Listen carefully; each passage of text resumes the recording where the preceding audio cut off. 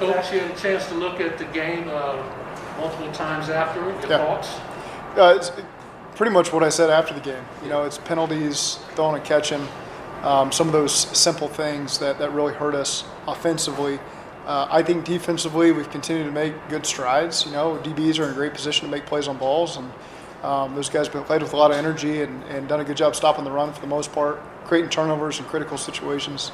And then the special teams has been consistent. We've gotten a return each game that's been pretty good, and for the most part they got one out on us, but for the most part limited their return game as well. So I think that we're making progress. Again, we got to clean up a lot of those little things that are kind of driving me crazy after those games. But for the most part, we've been pretty good. Do you have an official update on Ossai? I don't. There's a couple more days to gather some more information, so I'm not going to say anything there until it's definitively one way or another. There's a report out this morning. He's out for 2 years. Is that correct? Or is that incorrect? There is a knee. It's not just the wrist, so it is a knee issue. But again, we don't have all the information yet, so it would not be wise for me to make any statements on that. What are you guys waiting on for? Just more information. If you were hopeful sample was minor, do you have any clarity on him? Yeah, day to day. We'll hold him up today, but it won't be more than that. And really, for the most part, we're kind of down to guys getting healthier. A lot of the guys coming off the hamstrings, they'll be practicing this week. A lot of those DBs that have been out, Eli, Ricardo. So on the injury front, we're going to get a lot more guys back this week. And then Cam's really the one that came out of the game where it'd just be a day or two with him. What do you have to see from Joe and Trey, for that matter, Hopkins, between now and Sunday to decide whether or not they're going to play? Nothing to see from them. They've shown us enough to know that they're going to be ready to play. It's just a matter of what do we want to do? Do we want to put those guys out there in this game, a preseason game, and or just give them more rest and get them ready for the Minnesota game? So again, we'll take a couple more days before we make that final decision, since we got a week here before that game. But again, they've shown me everything on there and that they're capable and ready to go. It's just up to the coaches to make that decision. How many voices are included in that exactly? We talk to those who have voice in the building. That's me. That's everybody who's involved, Duke, ownership, and we make the right decisions. But ultimately, it'll be me to decide who goes out there and who doesn't, and we'll take a lot into account. Is the plan or hope for Trey to start week 1 against the Vikings? Yes. So you still have to make a decision. I'm sorry. I just want to clear up. You still haven't made a decision on Joe yet, right? No, I haven't. No, not yet. Sorry. No problem. Is it disappointing or unnerving that you haven't had guys bubble up at guard and kind of take control or seize the opportunity to be starters? I don't know. I don't see it that way, really, to be honest with you. I think that there's been a lot of progress made there. And it's been really not just maybe two guys who have just, hey, take this thing and run with it, because we have seen that. I thought those two veterans played well in the game. There's good things to build off of with them. The young guys have shown progress. So it hasn't been that no one's taken hold of it. I think that we've seen progress from everybody who's in the battle. That's encouraging. We still have 7 more days here to really formulate what our final plan is going to be, and we plan to utilize it. There's no reason not to. But again, I do think that the two veterans that went in there showed well. And we saw some stuff from Jackson and from Mike, and of course Deontay will be back in the mix this week. That shows that they have a lot of potential. So to kind of follow up on that, yep. So you would like your starting five to be nailed down by Miami? I think that would be ideal after the game, going into that final week before the game, to have a general idea. There won't be a lot of information that we'll gain next week from practices in terms of that competition. So again, it's not set in stone that when this game ends, we'll name the roster and name the starters, but I think we'll probably have a pretty good idea of what direction we're headed for week 1. With the addition of Noah Spence today, when you anticipate him being able to practice, and what made you guys want to add him to the roster? Yeah, today he'll be able to go. We signed him and we'll get him up to speed. And again, he's shown well over the last couple of years. Duffner had him for a couple of years as well. So there's a relationship there they have with the guy, so we know what he's capable of. I know he had a good workout the other day. He's eager to get going. He'll provide some good competition there at this defensive end spot. So we're excited to get a look at him. How has Jackson grown, and what did you see when you went back and watched Friday's game from him? Yeah, I think when you talk about Jackson, it's kind of talking about the rookies as a whole. There are some progress being made in terms of the fundamentals and the technique that you want, but it's just got to be more consistent. And again, it's good. He's moving in the right direction. We're just looking overall as the whole rookie class, just more consistency from the whole group, and he certainly fits right in there with that group. How did Darius Hodge do? You guys obviously had him in there earlier the other night. Were you happy with what you saw from him again? Yeah, he had the snap early on. where he was able to hit Fitz, and they didn't block him on the play, but it's still good to get there and make contact with the quarterback and affect the play. So again, he's got to continue to show, got to continue to make progress, got to continue to be consistent. It's not just in the pass game, you got to show up in the run game as well, but I love his attitude. I love what he brings to the table. He's continued to make progress. This next week will be big for a lot of these rookies to play in this Miami game and just show that consistency through 3 weeks. Coach, you're very personable. You connect with your guys. I appreciate that. And it's saying that because as the time comes to start cutting guys, is that anguish still there because you develop a fondness for certain guys and you really like them? It's just simply maybe a numbers game. That's still a tough part of the sport. Oh yeah, it's no fun at all. And even just with the 5 guys yesterday, they're all hard workers, man. I mean, they made their imprint on this team. They did what we asked them to do. You just got to make these tough decisions. It's not fun giving that information out. They're understanding generally. But again, yeah, that's certainly one of the worst parts of the job, but it's just the nature of the business. Zach, how many of your cuts are based on the film and how many of your cuts are based on just numbers? It's now where the roster's at, a lot of it's numbers, and that's a good thing. That just shows you the depth of our team as we continue to build this thing. And it's not, God, this guy just can't do it. There's not a lot of those situations going on with us. It's, all right, we got to pull a number from somewhere. Where do we got to pull it from? Sometimes it's just depth going into this next game. Maybe it's a guy who's maybe not the 81st best player. Maybe he's the 75th best player in the roster, but just because of the position, you maybe have too much depth there, and so you got to make that decision. So, again, it's the group that we just released were all good guys. They did what we want them to do. That's going to be the case probably coming up here in the next week as well, but that's not the fun part of the job. What are you going to see out of Jamar Chase this week? Just more consistency. It's again, he's making improvements, whether they're seen or not, in a lot of different areas of his game. Sometimes it's you don't want that to happen because we wanted to win the game. We wanted to convert those third downs. But it's good for a guy to say, hey, this is tough. This is real NFL. This is going against a real defense, and I got to make these plays. And again, he's shown well in a lot of the practices. Expectations are high for him. How much of the struggles might be just getting acclimated to the game speed after being off? Is that still an issue at this point? That's hard to say. It's possible. Again, we just continue to make progress and strides on offense, and he's part of that mix to make all those guys better over the course of this week. Do you think he still has confidence in himself? Oh, I do. Yeah, I don't think he's short on confidence. That's a good thing. And, guys are building him up. And just talking to TB and all these guys all struggled coming in as a rookie. The expectations are so high that you expect him to come in and just be a star right out the gate. But it takes work. You got to put in the work. And that consistency comes over time. And by no means are we down on Jamar.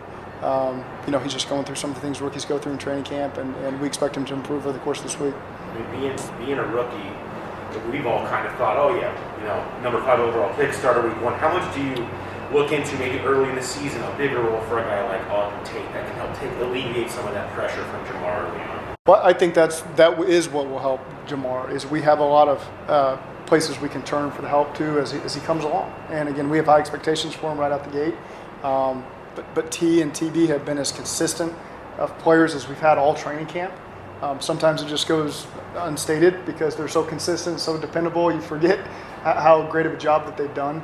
And then you got guys like Auden Tate and Mike Thomas who've been in the system for a long time, and Trenton Irwin and Trent. All these guys are doing such a nice job for us. Our tight ends are consistent. No one ever talks about them. They're always where they need to be. They do a great job protecting run game, catching the ball when you throw it to them. And so, again, we feel fortunate there to have that depth at all the skill groups to where you can take a young guy and let him acclimate. That's a tough word for me to say. Acclimate to life in the league, and his skills will show off here pretty soon. Beyond Joe Burrow and Trey Hopkins, have you formulated a plan of how much you want to see the other starters on Sunday? Not yet. Give it a couple days here. We'll get through these 2 practices, and then we'll make the final decisions with the 7-day week here.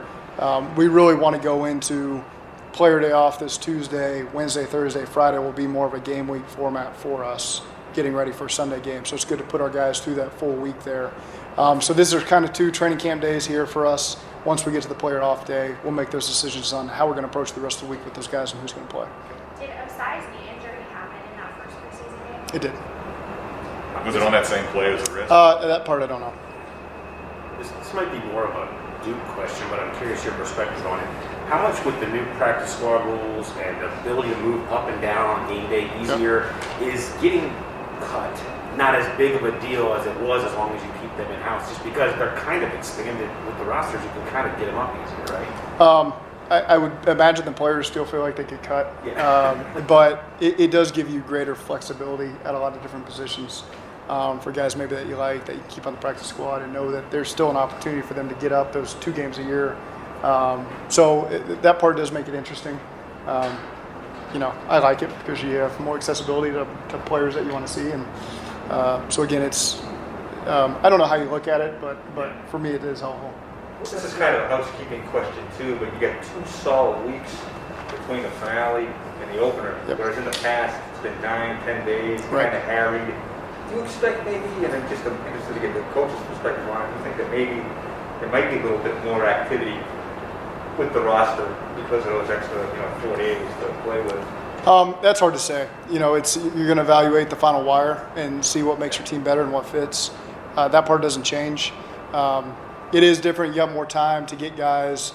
If you were to add a guy to get them acclimated because you have that extra period like you're talking about, it's really a bye week. It's what it feels like.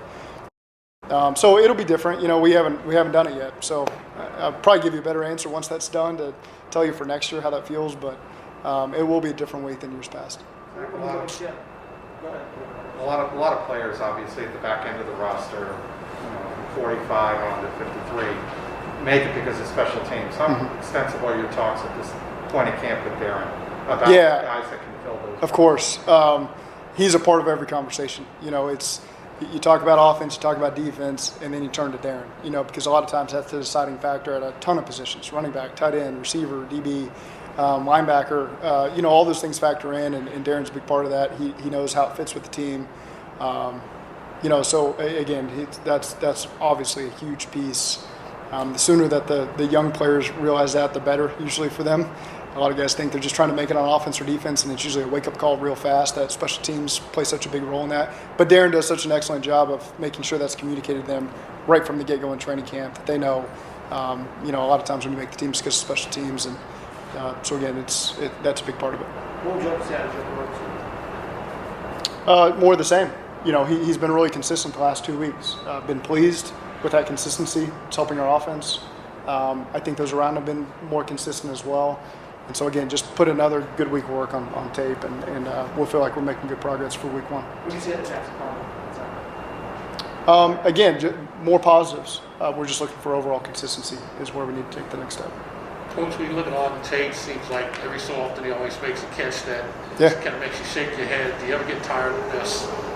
No, it's expected. You see a one-on-one with him on 3rd down, and you throw him the ball and he makes the catch, and no one's surprised. There's a lot of enthusiasm on the sidelines. It's a great clip. It's probably my favorite clip from the game in terms of the guys that are on the sideline. It's not a surprise reaction. It's a genuine, we're happy because Auden works his tail off, and he made a play, shockingly. We know it's not shockingly because he always does that. So, again, it's just part of what Auden does. It's why he's a big part of what we do on this team. You always got to find a role for him because he's going to show up and produce, and love coaching guys like Auden. Coach, would it be fair to say that the 2 guards you start on this Sunday, would that be what you're looking for the opener, or is it still trying to pin down the starters on me? We saw good things from those 2 guys, and they're veterans. They're here for a reason because they're consistent. They know what we're looking for. So I was happy with most of their play on the game. We'll just continue to evaluate it for this week, though. You talked at the beginning of camp how you weren't going to do a lot of deep stuff. You don't want the soft tissue injuries early. Mm-hmm. Are you still in that ramp-up process, or is it to the point now where? Well, I think part of it is game and practice. In practices, we've started to push the ball down the field a little bit more, whether it's individual or team stuff. In the games, we want to be efficient, and there's certain things we're looking for. It's been mostly run game. Again, we get good pass work in practice, but now you get to work against different fronts, different personnel in the run game. So these first 2 weeks, that was the biggest emphasis. What kills you is when you get behind the chains on penalties and stuff like that forces you to throw the ball. But really our intent these first 2 weeks was let's get a bunch of these runs on tape, be able to coach off different looks, different defenses, And again, that's really where the preseason is so valuable for us. You got a new offensive line coach coming in here. We coach against our front every single day. We see the same defensive players every day. It's been great to go against Tampa Bay and Washington, and then Miami this week will provide a different front as well. Was that a hold on Spain on the screen, Harvey? Oof. You tell me. That's a tough one to start. How do you guys grade that in-house when grade Quinn on that? You just got to be careful in space because it's more visible. That's the biggest thing. They called it when you're in space like that at the point of attack, all eyes are on you. Whether the guy falls down or not, it can oftentimes look like a hold, maybe when it's not. But again, it's good that happens in the preseason, so you can say, all right, whether it was or wasn't, here's what happened, here's why they called it. Let's make sure that we're careful in the future. So it's probably a good learning lesson for all of Was us. that technique, Zach? I mean, his arms look extended, and if they're extended, it's easier. Yeah, it's just when guys end up on the ground, that's usually what they see. Bigger guys in space blocking little guys, oftentimes you're going to get in tough body positions. And again, there's not a lot that I was upset about with Quinn, but they called it, and we got to regroup and move on from there. How big of a factor is the guard competition and the uncertainty there? Does that go into the decision to play Joe?